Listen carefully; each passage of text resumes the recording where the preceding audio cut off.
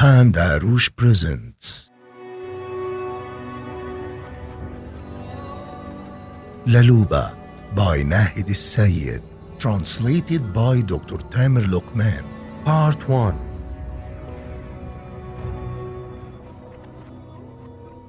A journey among the clouds. An hour after my death, my ascent was powerful and thunderous as I cut through the sky, as if unleashed savage dogs were chasing me. I was soaring like a two-winged folded rocket-like eagle piercing through the clouds. My successive breaths were creating enough fuel and energy for the launch. I was bleeding smoke and ash from every opening in my body, but I continued, ignoring the fatigue, eager to see what lies beyond the clouds, to see the face of my Lord. Suddenly, I remembered what I left behind. I wish I had lost my memory down below. I thought the dead left their memory with their loved ones, to be played with as they wished. Why did it come with me? How did I forget to place it as planned in an empty medicine box for them to throw it away, unintentionally?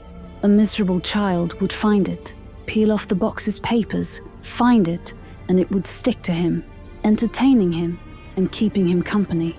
I felt the weight of my body. And that cursed memory pulled me to look down. My Lord, I was about to reach my destination.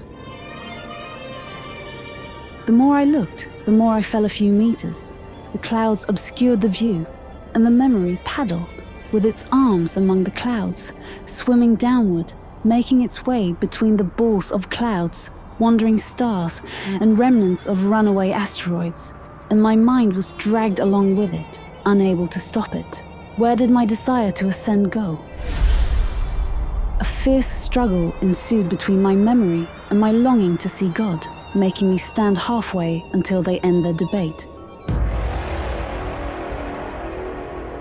Longing. Listen, you cursed memory, you are of no use. Why do you cling to the earth? You had your full chance, and now you are just the past. Memory. No, please, I feel that my existence is not over yet, and there is someone who revives and refreshes me, and I follow my feeling.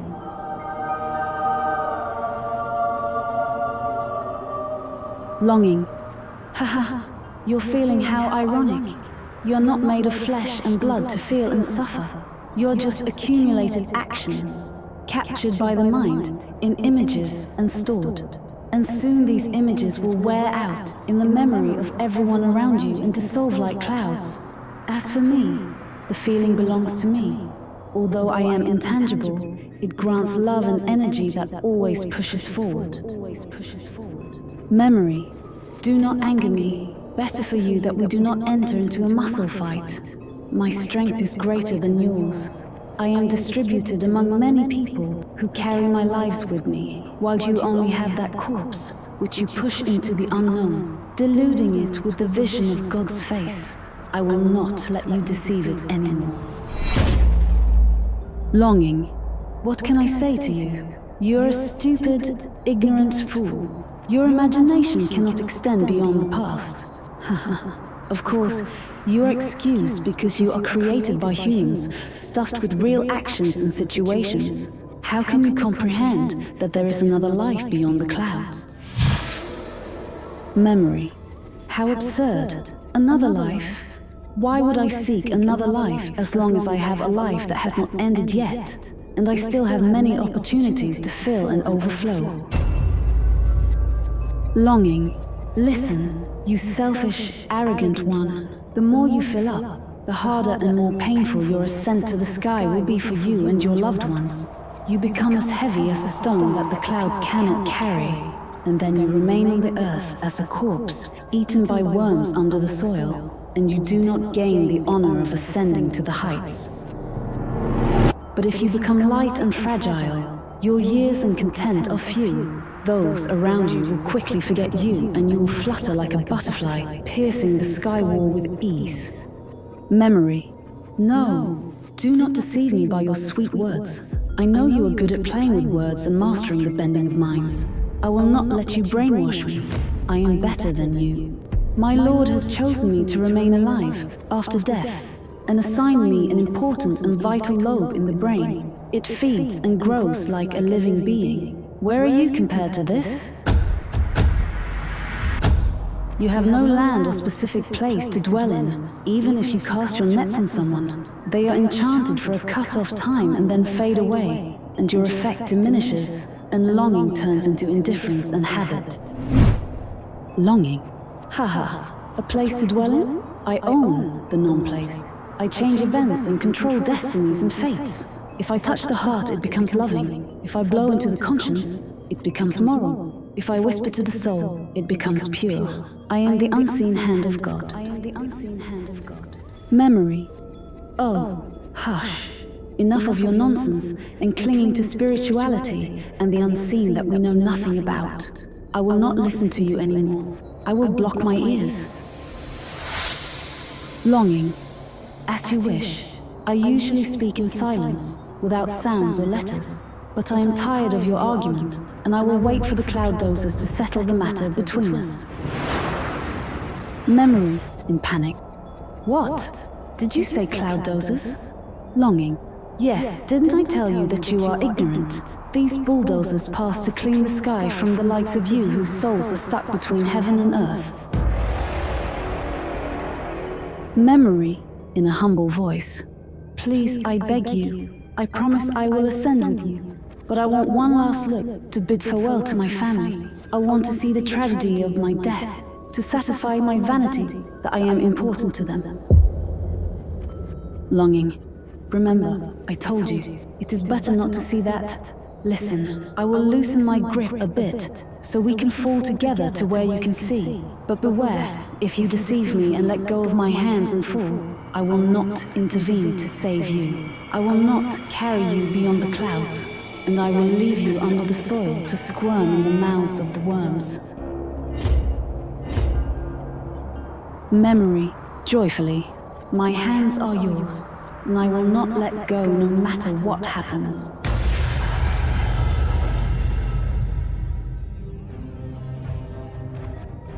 A hole in the sky scene 1. What is this silence? Where is the screaming and wailing that would escort me to the sky? Has it been years since my death by earthly hours? Did they finish mourning so early? And why aren't they shedding tears that flow like rivers to moisten my grave and water my ribs so that dwarf trees would grow and drop their fruits on my head from time to time so I could wake up and listen to the prayers and supplications that would light up my darkness as I dreamed?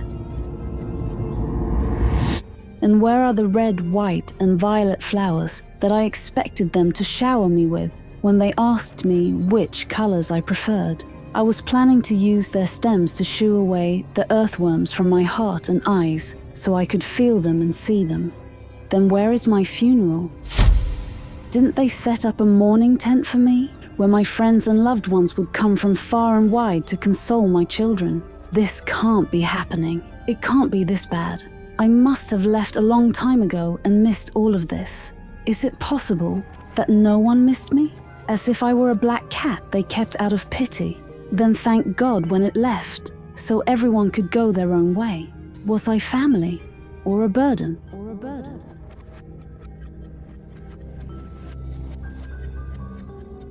My son sits engrossed as usual. He sleeps at night, and in the morning he plays with his small fingers on the mobile and avoids entering my room. My daughters are not shedding tears, but they avoid greeting their friends' mothers. My siblings sip memories of me with the pursed lips when rarely gathering every now and then. And my picture is shared by friends on social media, like a charred spot with only a gilded frame adorned with a black satin ribbon remaining. And who is that standing opposite my husband in a white dress? Oh my, did he remarry so quickly? Surely my death hasn't been 40 days for him to allow himself to remarry. I expected him to mourn for at least 6 months, then come up with countless justifications about the necessity of raising the children with a loving mother.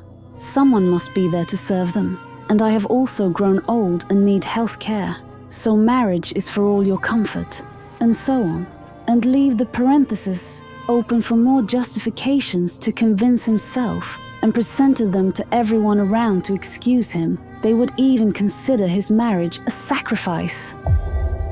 This is how things go, not just with me, but I expected the rule to be broken with me. I sacrificed my soul for my family, and I loved everyone.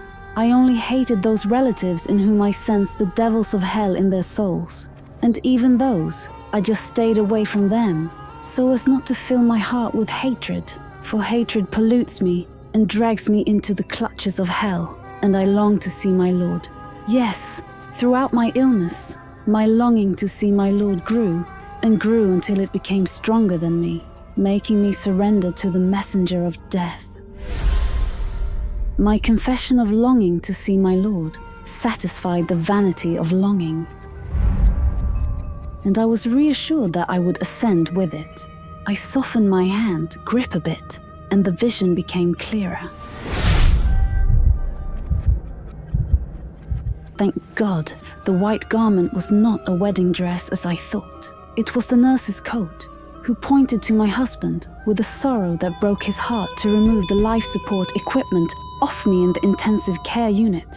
Yes, how joyful. I am still in the ICU. There is hope still. My daughters were shedding their tears away from human eyes to maintain their strength, proving to everyone that they are strong like me. As for my son, he was not sleeping. He was hugging my pillow and only slept with its scent. And in the morning, he flipped through my pictures on the mobile and forgot about playing. Before my mind faded and my soul wandered in the voids, he used to ask me not to die now. I would argue with him to make him understand the cycle of life, saying, "My little one, death is sweet. You meet God and enter paradise. And God created us to die after a while." He would reply, "Why do you, in particular, have to die young? Grandma is still alive. Let anyone else die instead of you." And he would search the family for someone he disliked to bargain with God to take them instead of me. But after a long discussion, we concluded that he would keep my body. I told him, "It will rot. You must mummify it. And you don't know the art of mummification like the ancient Egyptians." He said, "I will learn. I love science and will find a way." I said, turning it into a game. "I have a solution. You can bury me in our garden so I can be near you." He said in panic, "No, no. I am afraid your ghost will come out and scare me." I laughed a lot and said, "But it's your mother's ghost." He said, "But it's still a ghost. All I want is not to forget your face. Do you want to scare me? I will find a way to keep the body from rotting." He asked me, "What makes it rot?" I said, "The guts." He said, "Then I will have the doctor remove the guts and throw them away, and I will stuff your body with cotton and sit you on your chair, so I can see you every morning, kiss your head, and wash your face and teeth, because I love your clean smile." I said, trying, with my usual cunning with him, to prolong this enjoyable discussion that satisfies my vanity with my son's love for me, "You must find other ways. This one might not work." He said, "Like what?" I said, "You can plant me in the garden sitting and fill me with water so I become a tree, or crucify me like Christ on the biggest tree we have. But beware of the birds pecking at my head and ruining it." He panicked a lot and said, "No, no, your ideas are bad. But Mum, I don't want to leave you in the garden in any way. The dogs will dig up the ground and eat you. Have you gone mad, Mother? I tell you, I am afraid of forgetting your face. And you tell me birds will peck it? I fear you won't come in my dreams either, as I don't dream much. Oh, my heartache. Why did I remember all that now? I became heavier. I relaxed downward, and my hands slipped more from the grip of longing, and the vision became clearer. My son was digging in the garden, preparing a place to plant flowers in my favorite colors, white, red, and violet, so they would grow before I wake up. And my husband was growing his beard like a man in the wilderness, and my daughters were hitting their heads against the wall of my room secretly. Then they would wear their best clothes, tie their hair in a ponytail, and walk like mares among the nurses with full confidence. indicating that the situation is temporary, and they would tell visitors, "She's a bit tired and will get well soon," as if they were memorizing it so the mind would get used to it and send its vibrations to me, so I would wake up. Here are my siblings bowing their heads in defeat every time they laughed with their children, but my mother was not in my sight. I expected her to be wandering in her coma, hoping to leave and join me.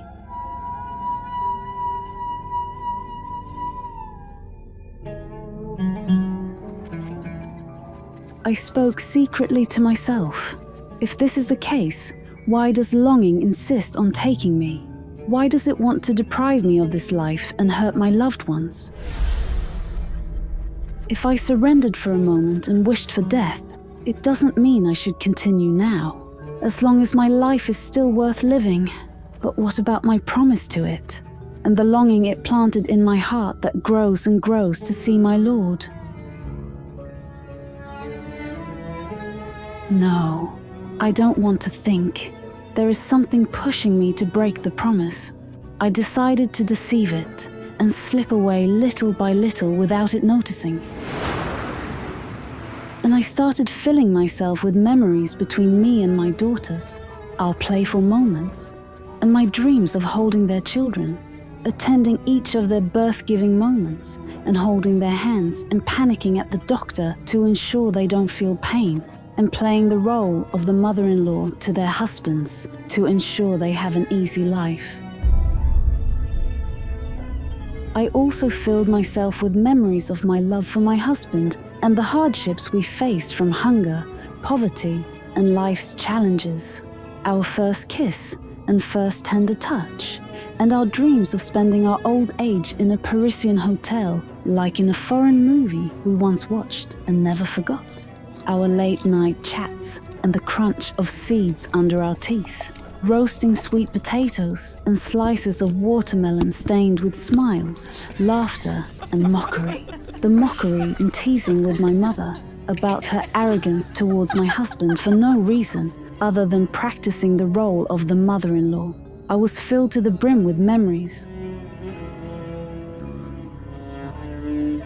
But the grip of longing tightened completely on me.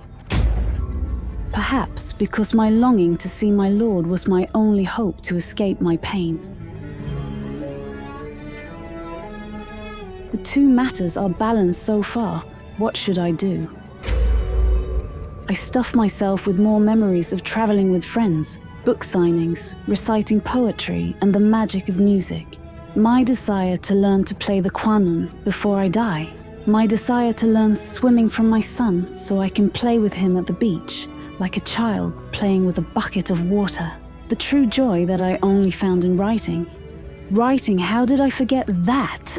Writing is the only thing through which I express myself the most. Perhaps I couldn't convince longing in our argument, because I am not good at verbal dialogues, but if I wrote to it, I would overwhelm it and show it my strength. Yes, that's it. Only a few steps left and I will fall, and with writing, its grip will loosen. I am confident of that, because I hold the reins of words as much as it holds the reins of emotions.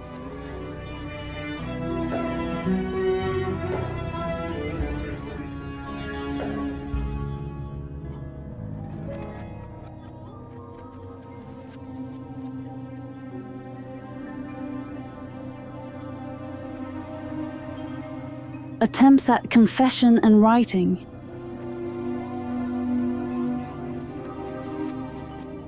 I write, an indent followed by a few dots. Dots that have no meaning except that they serve as a sigh before starting, perhaps indicating a stutter in thought, or a distraction from something valuable about to be said in silence. Then stammering and sharp, pointed letters that cannot escape the confines of the lips. My tongue wears out in its attempts to come out, curling inside the mouth like an orphaned child who has just lost his parents. This is how I tried to confess. No way. No way to speak then, for all the letters have been skillfully captured by pain that silenced them to weave strong nets of quiet. nets distributed in small parts to specific females, to become baskets for onions and garlic hanging on their closed windows. In the name of God, I begin. The angel of writing perched on my right shoulder handed me a pen and a thick notebook, and after negotiations with his counterpart lying on my left shoulder, he convinced him to give me a chance, saying, "Leave her. Perhaps her time has not yet come. We will bear her burden and disobey God with this longing gripping her neck." The left angel agreed and left, on the condition that he would watch me, recording any mistake I narrate, and never erasing it no matter what. So, the right angel warned me and said, "Trust and proceed. We will not interrupt you. Just know that any letter you write now is a message to humans on earth, as you are in the presence of the heavens, and the Lord may teach you some of it. So speak well and do not backbite, and choose sweet words."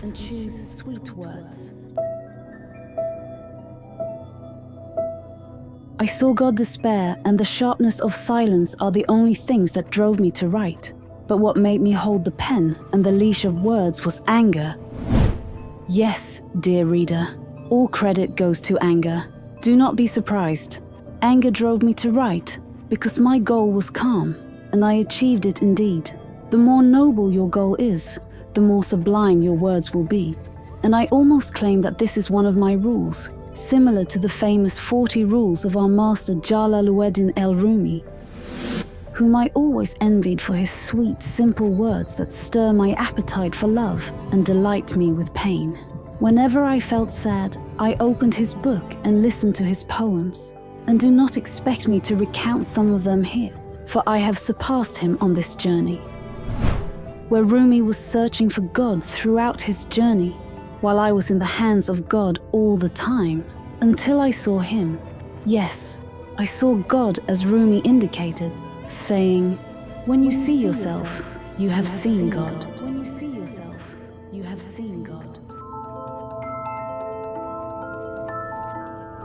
The abyss of despair. You do not know the amount of bitterness I hold back, as I narrate all my sorrow in mere lines and quick phrases despite their inspiring effect. You cannot imagine how much my soul longs to scream and rage, which I was accustomed to before starting to write. For my soul found much comfort in writing in silent confession and calmed down when I entered the realm of words. How beautiful it is to write.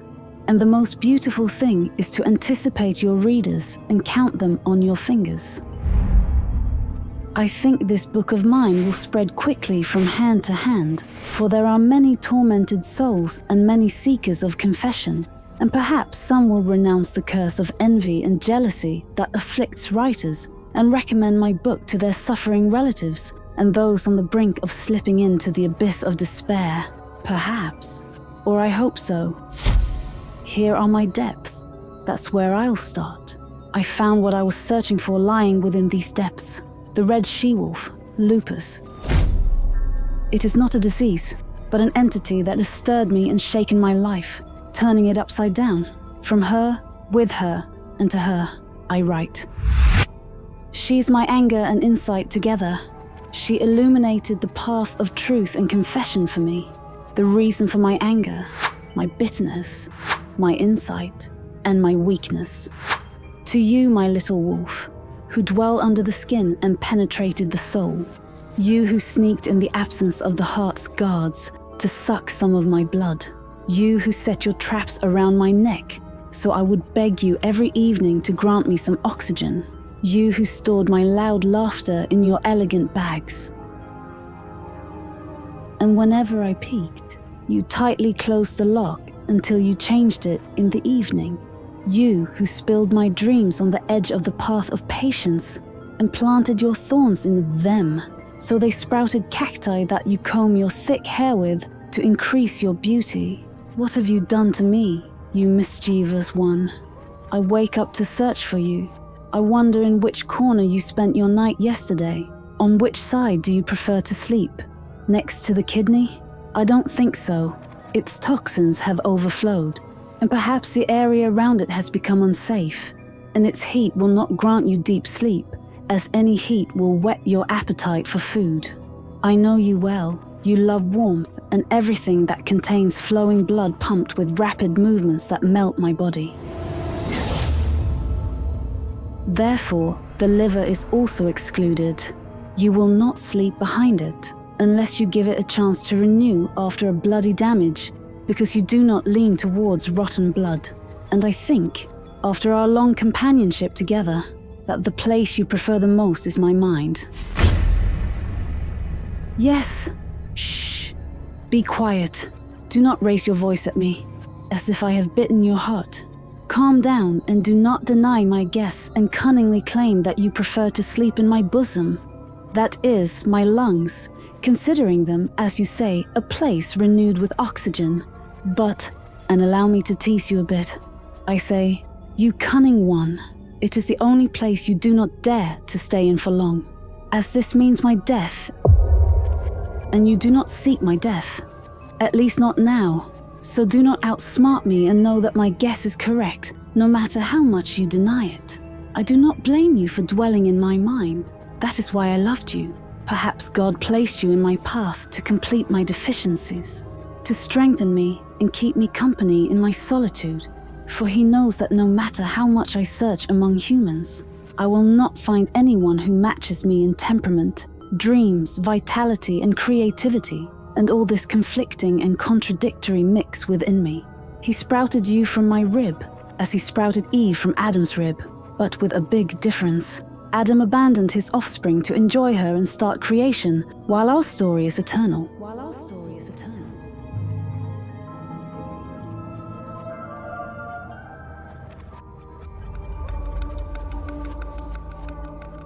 Ear pinch. We have come to a tacit agreement on deserving life in any way possible. Every time you bite a part of me, you renew a cell in return, and for every few centimeters of my blood you take to sustain yourself, you grant me an ability I never dreamed of possessing, nor do I think I even have its seed. We could have separated early in our connection. I won't hide it from you. I tried many times, and you would throw me to the ground, sit on my breath, and pull out my soul, to the point where doctors would set the hour of my demise. Then you would amaze them with your abilities, dancing the victorious wolf dance, twisting and wagging your tail as you exit my breath, allowing me to inhale the air of life. Suddenly, you whisper into my soul in an ear-pinch tone, saying, "Let's be friends, it's better." Let's be friends, it's better.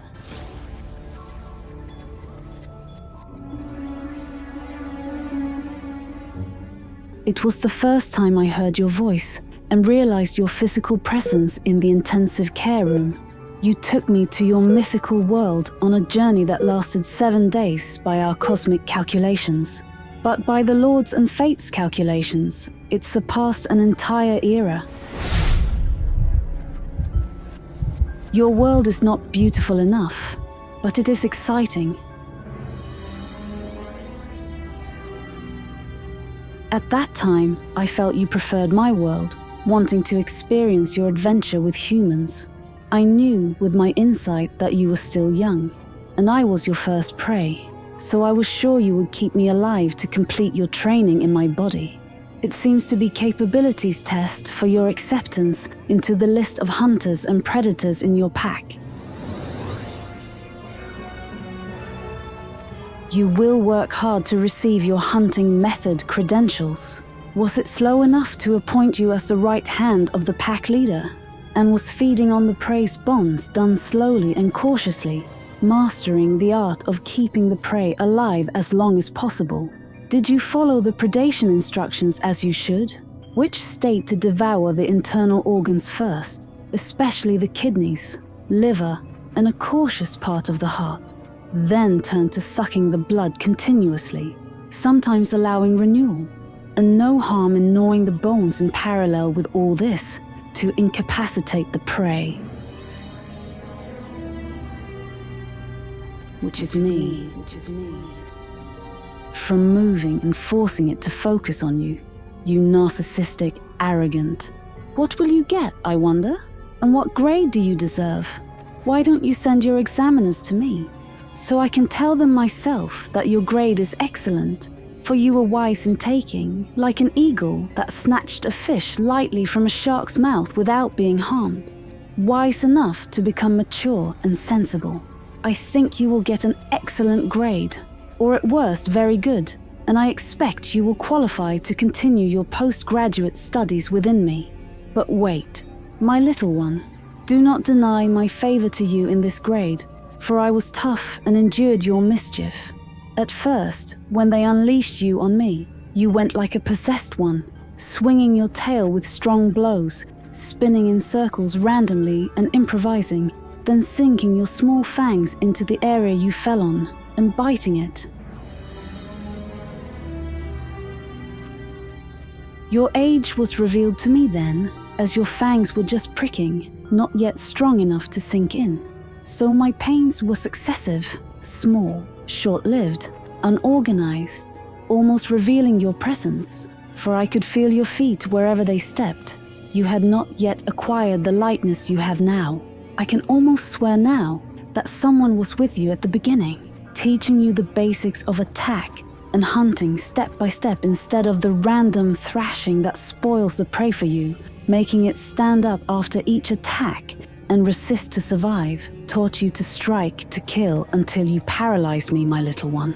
Yes, I took a long time resisting while you were learning, and here you are, learned, and here I am, still standing.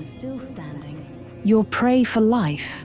I wish I had let you mess around without resistance.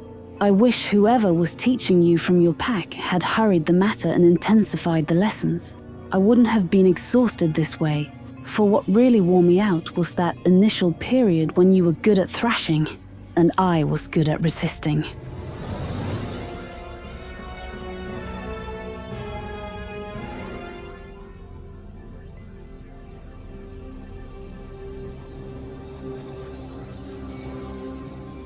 Musical chairs. Your method of attacking me evolved after that. You played musical chairs in reverse. You would choose 3 of my organs and prance and dance around them until the musical piece ended. Then you would attack the organ you landed on to make it your meal of the day. You would sip a cup of fresh blood beside it, have some bone snacks, and enjoy some clotted blood samosas freshly filtered from the heart or foot veins, followed by a cup of warm plasma. And truly, I say, I do not know what kind of creatures you are. Perhaps this is your method of attack, to let the prey rest for days after the fierce attack that laid it on the bed.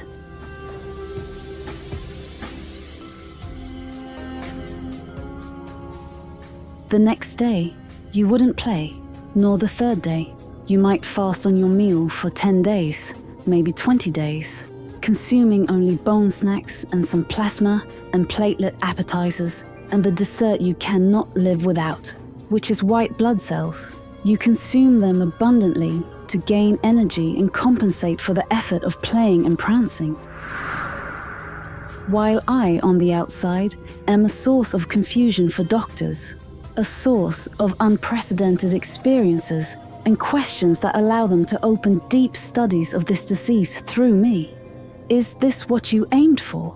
To challenge everyone and show your abilities that indicate their incapacity? Wasn't your majestic position in the wilderness enough for you? Why are you laughing?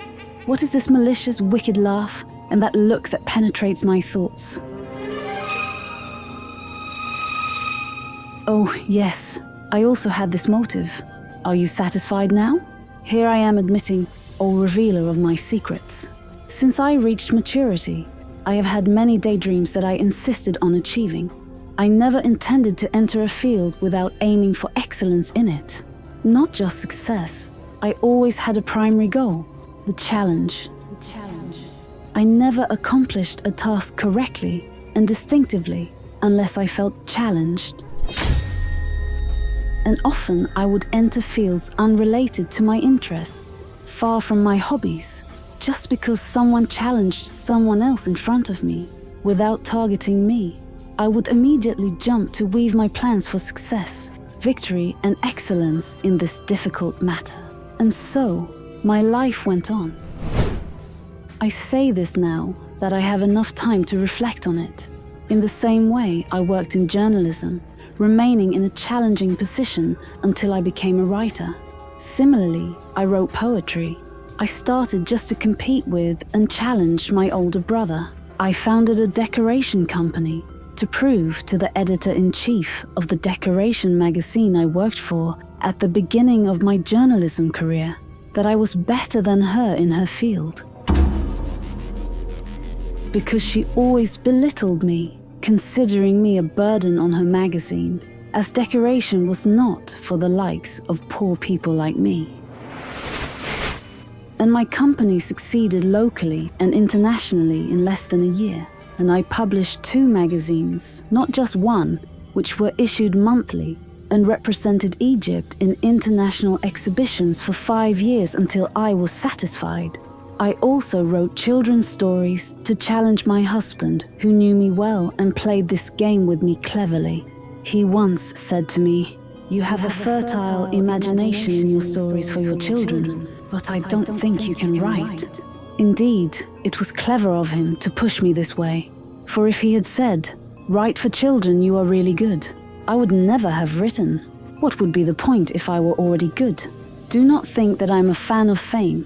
I do it to enjoy my abilities in achieving the impossible. I do not enter these fields and excel to win fame or a prize. Oh, my little wolf, you reminded me of things I had buried deep within me, thanks to you, for you distracted me from thinking and turned me to contemplation. Yes, there is a clear difference between them. Thinking is only about the lived reality, while contemplation is the silence that lets things present themselves to you, naked, pure, and leads you to explore the dimensions of the unknown. This is how I have become. This is how I have become.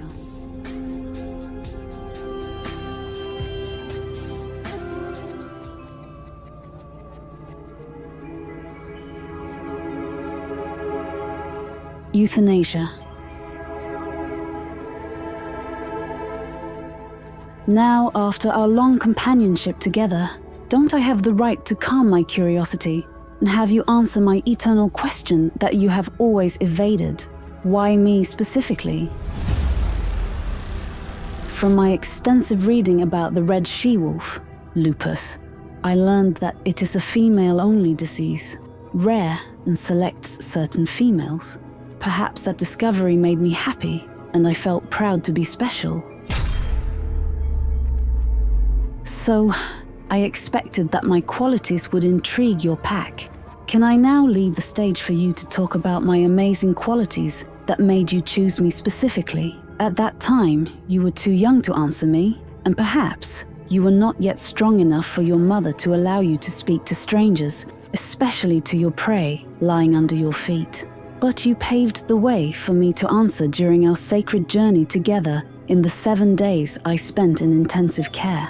You told me that I resemble you a lot. Then you cunningly, as usual, began to appoint me to a position that greatly confused me. As you said, I possess some of your mother's qualities. Strong, persistent, with the insight to lead the entire pack towards prey hidden under their feet, even if the prey deceived them and covered its body openings with mud to confuse their sense of smell. But she is also merciful. One day, she sensed prey, a deer with 7 young ones whose eyes were still closed, and their father went on a hunting trip on the day they were born and never returned. She waited for him until her belly dried up from hunger and her breasts dried up from milk, and she realized with a female's intuition that he had willingly lost his way with the scent of another female and forgot her. Thus, she surrendered to the justification of betrayal and went on to raise her young ones. She would go out hunting while exhausted to feed them. My mother hid her hideout and misled our pack to ensure her safety. and she would secretly hunt for her and place the prey near her home to save her from exhaustion or becoming prey, and to provide food for her young ones, for she is, after all, a mother. The story truly captivated me, but your intention confused me. You started by saying that she resembles me. Oh my, what are you hinting at? You prolonged the talk about her blessings and feats on our first day together, and your eyes were brimming with life and vitality. So I realized that the situation was not ordinary at all. Perhaps I am facing a pathological case touched by the madness of love. You were struck by the obsession of love and saw no one but her. In your eyes, she is the leader, the merciful, the strong, the most cunning and deadly, the most insightful, the greatest in manners, and the best in loyalty. The 7-day journey was all about the virtues of your mother, my look-alike. What are you hinting at? My look-alike? You gave me a headache and confused me. And as long as she exists, why are you looking for her look-alike? You should be looking for a friend your age, a friend who fills you with love. Listen, you possessed one. Let me help you find the love that suits you. Get rid of the idea of living as a dependent on someone, even if it is your mother. Even if it is your mother.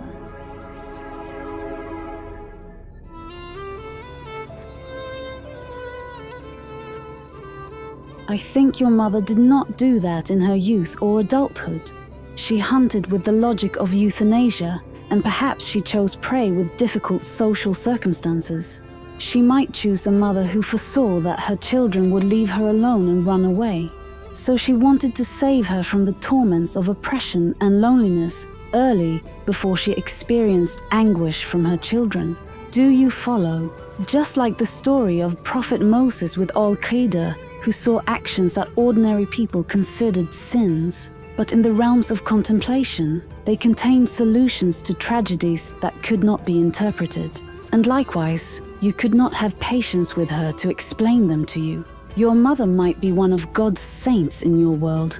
She sees what you do not see. Your mother might see, for example, a delicious and charming female deer, but it was destined not to bear offspring, and it would become a disgrace to her herd as she cut off their lineage, and only euthanasia would save her from reproach and mockery.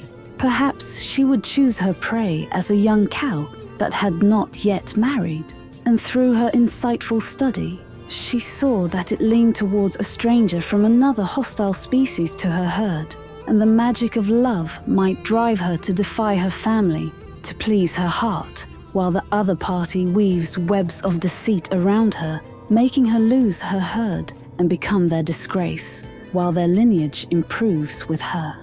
Hence, she intervenes to change destinies and save that family and lineage. I mean that all her hunting tricks are based on pure rational logic.